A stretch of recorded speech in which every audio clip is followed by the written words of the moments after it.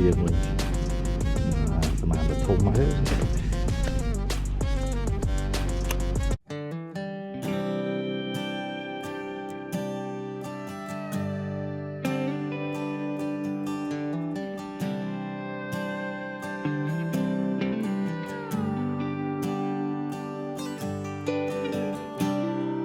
There's this girl I met up in Tennessee.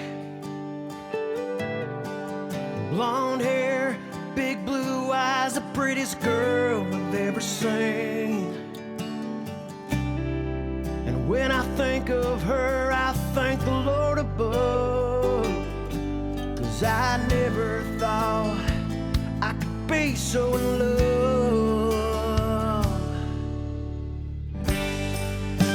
There's something about you, girl. Man, you made my head turn. You're the light of my life. Can't wait to kiss you every night. 'Cause there's something about you, girl. Hanging on every word. There's nothing I wouldn't do. Baby, when it comes to loving you, you walked into my life and changed my world. Man, there's something about you, girl.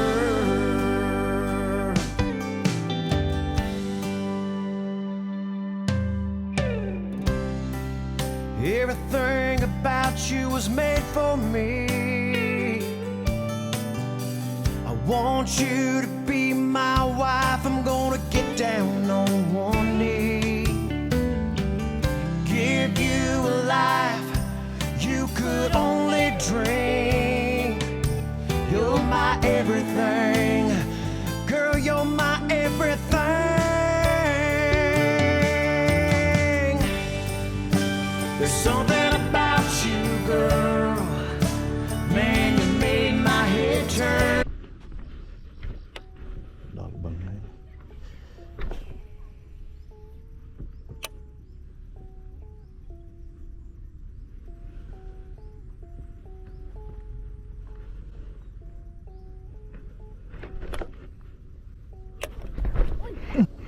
tham là ca đó Thầy ốc toán.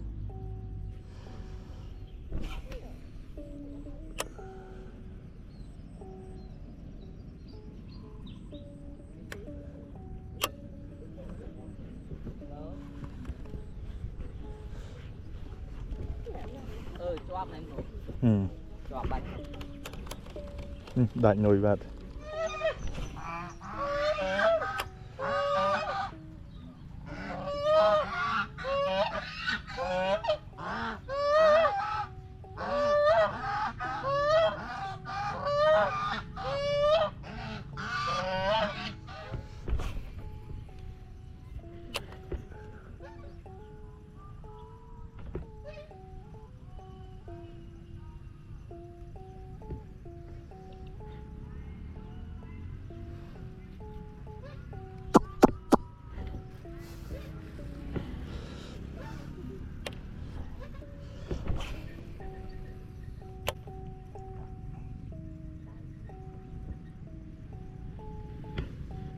Khám khổ. Thở ơi.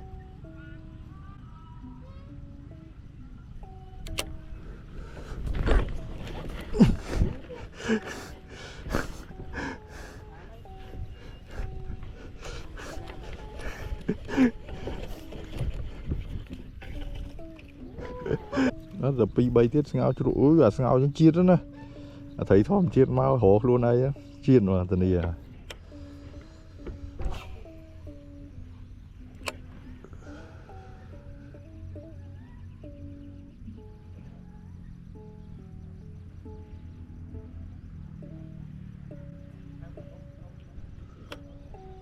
Khám khổ. Lộng phải tức dài chơi nha mình.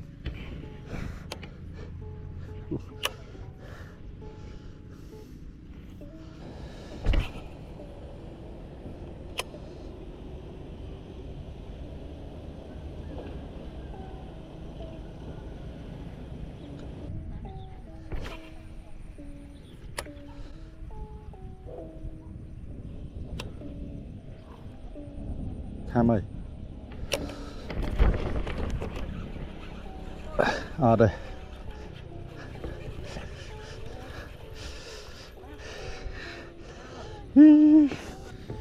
Tiết buồn xong score rồi chiết hot chiết.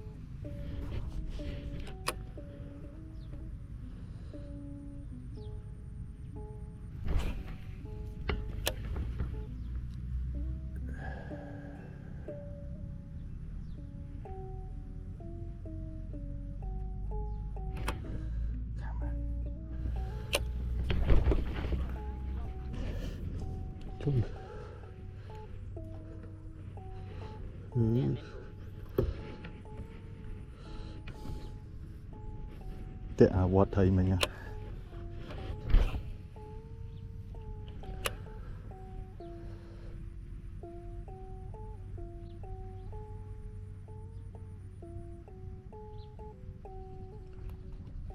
Tụt bị sẽ lòi kham.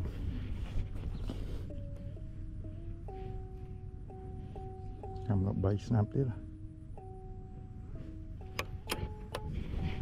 Thôi thầy kham mất rồi. Tại tụi bay.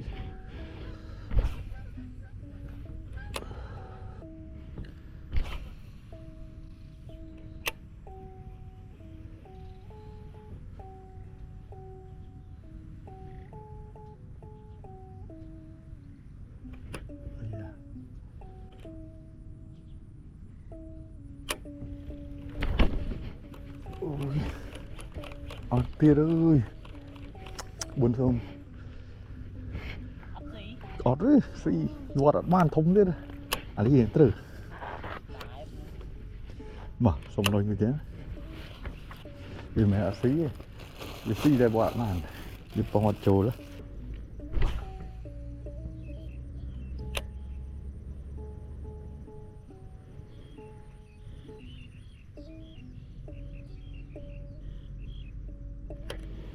Kham à.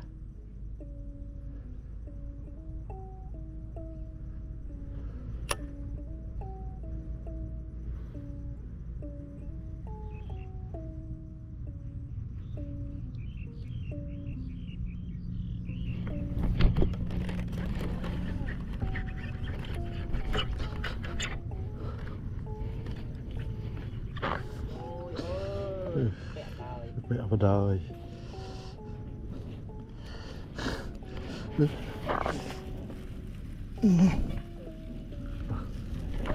Tại em chết rồi. Hồn. Cái bẹ bạn.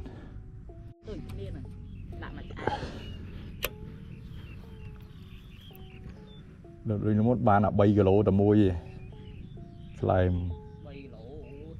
Trời hấp cú. Tăng rồi. Tầng. Tầng khlang mà. Nó của anh tụi 3-5 kg. Drop rồi. Tầng. Nâng rồi.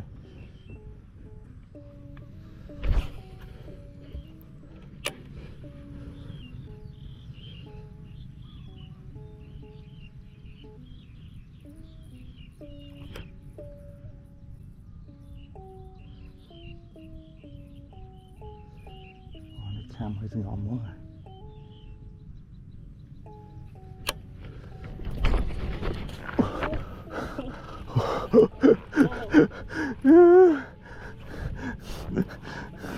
Taxi rồi. Là tiền. Là hờ đi. Tiền vô. Phải ám bao giờ? nuôi đĩa hay là lùi ra đây nuôi mùi thầy mùi khà đất tú trên đây nhỉ ừ? trên đây cả áp tú Đấy, chụp đánh chụp bá đi thay vô thầy thì trên đánh vậy trên đánh thầy nó phèm mỗi tay gạt há tới vẫn á đấy thầy sẽ khói nó có ban chiết đấy con năng lá như vài chân vọt thì vậy tôi thấy đừng sự tại vì chơi vô xăm nó bay cục sloi phải mà không nhà từng coi lên muốn có bán ở đây vậy thì cái tới đây là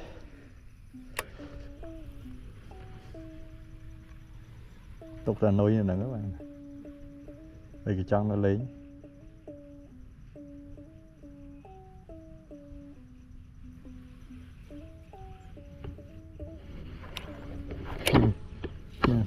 tôi kiên nữa tôi ngoài ớt sóc tôi vợ đi ớt sóc đây này ta ớt làm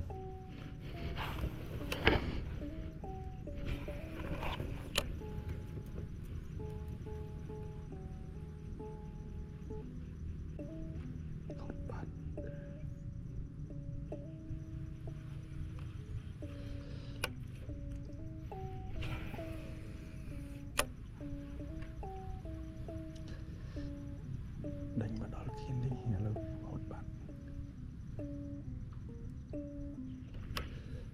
bây giờ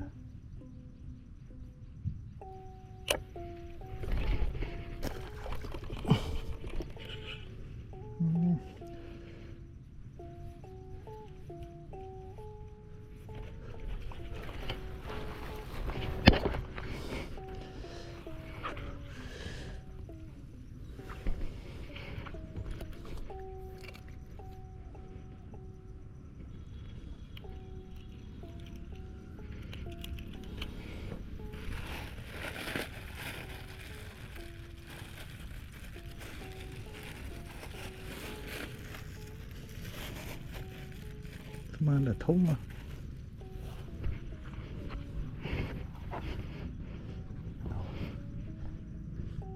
hột tu tất chinh đó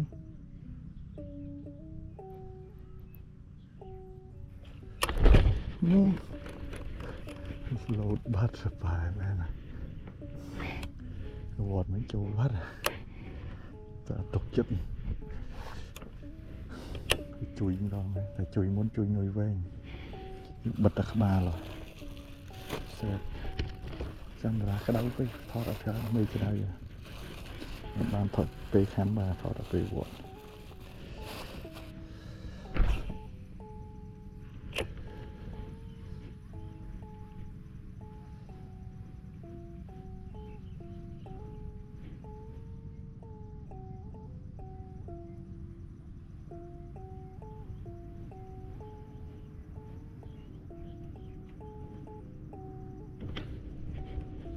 tụi nhịp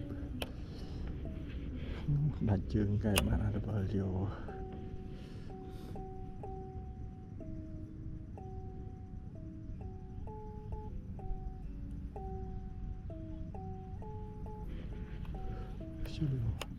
siêu bông với tôi khang mà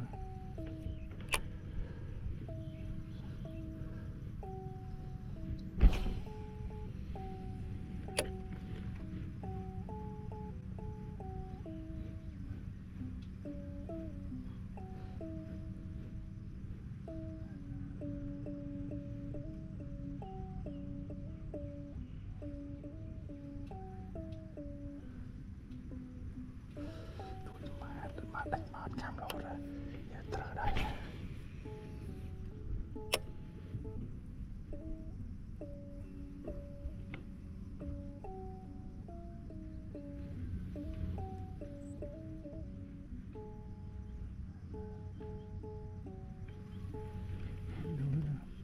trở đây đánh nhát cam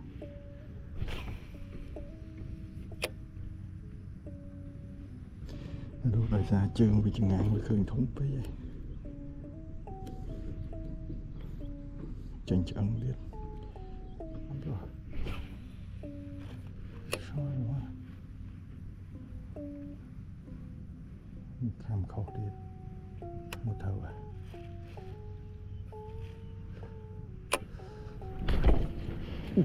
đánh một vật làm về chả một vật nó bực cạch vinh thực ở chả một vật làm về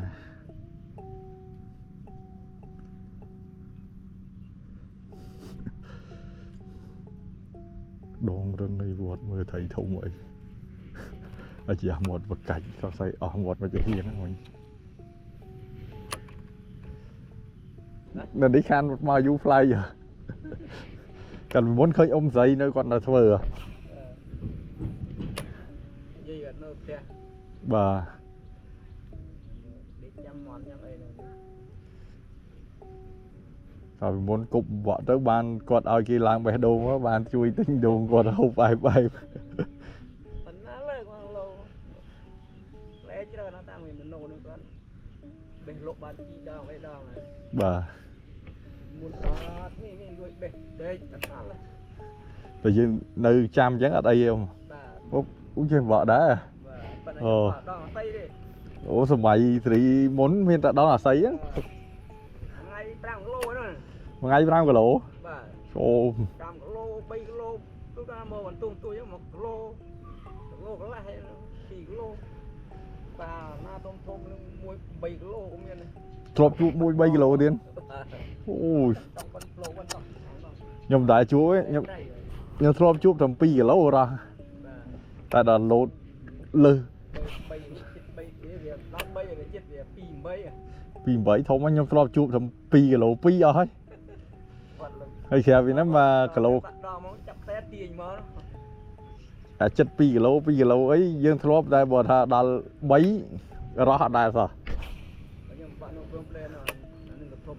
bà rôm lên đó rôm đại tiến muốn nồi rôm đen này ồ nó khang chương bói bẹt mẹ nó khang bằng tạc cuốn khang ấy nó bằng tạc cuốn cắt bằng tạc cuốn cắt bằng tạc cuốn bà nó cụt miệng cho nó ăn bộ thấy nó xoay lên mày chứ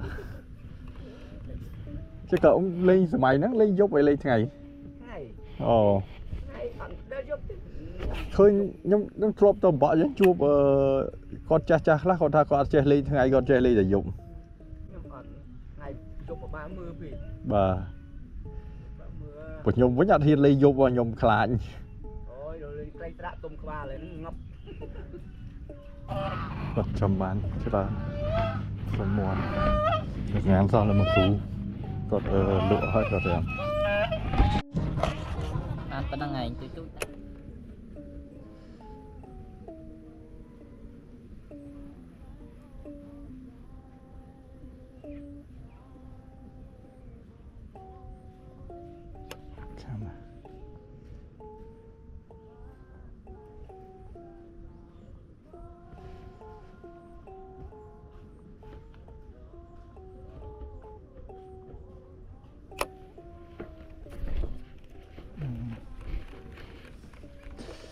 lấy vật rồi là lùi nồi ở nhà bậc cạch gì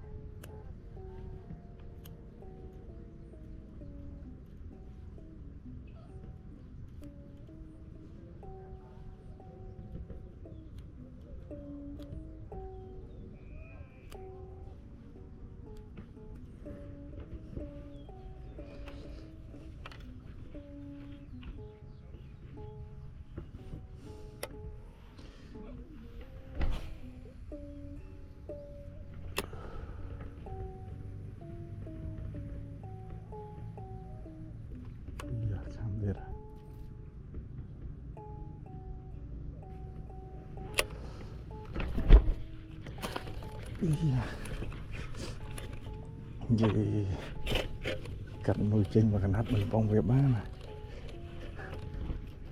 gì rồi đồng bồn bố mà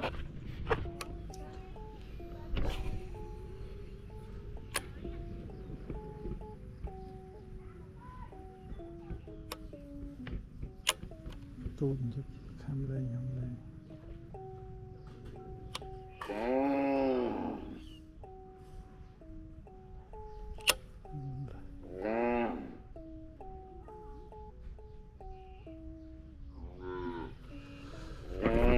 อดบ้านลุยอ่ะคำจุ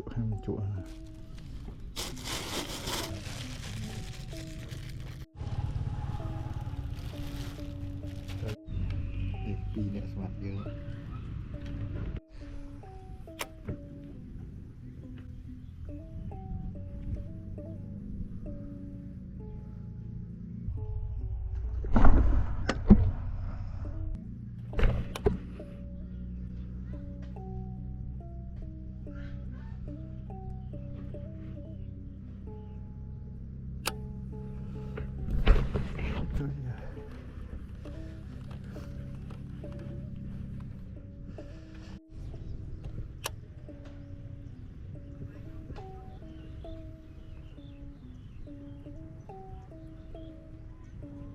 chọn nuôi tao mà chọn nuôi hết cái lấy mà vọt nuôi trâu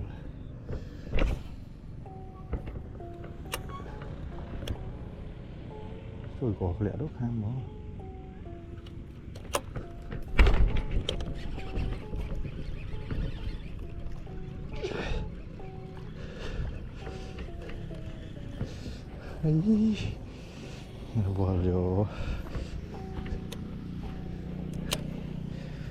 ấy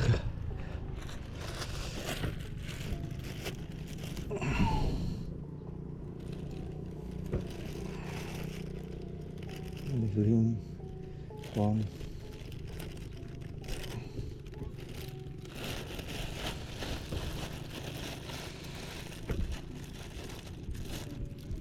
anh đi chơi lên mấy rồi cái này tí nuôi nâng ta bỏ nuôi như đấy bà đi chắc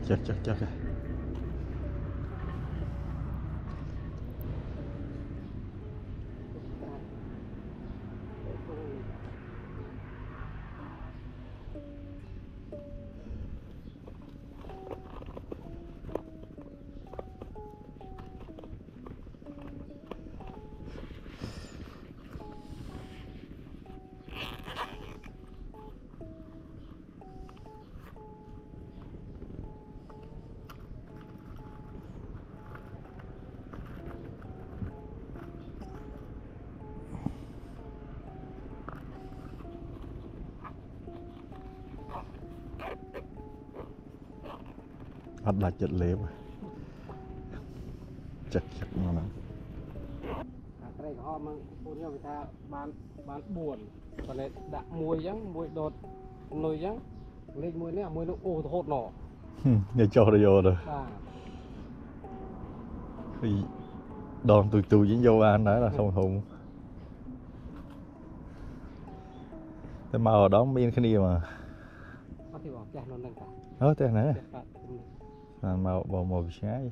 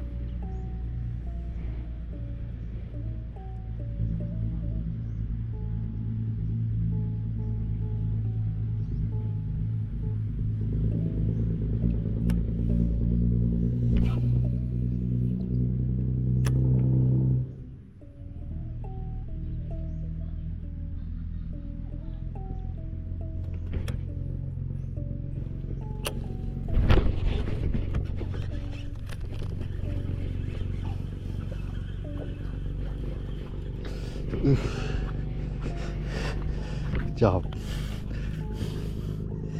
vọt cho bây giờ hiền mình sao mà ta thông máy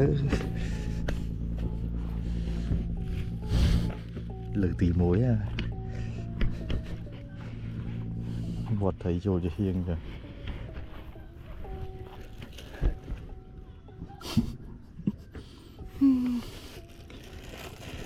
thấy thì đọc ngọt bật ra nhìn được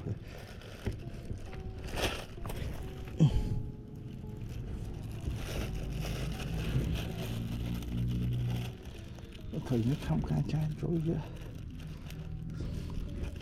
chúng sẽ sầm máu nhưng mà phải nó ham được chứ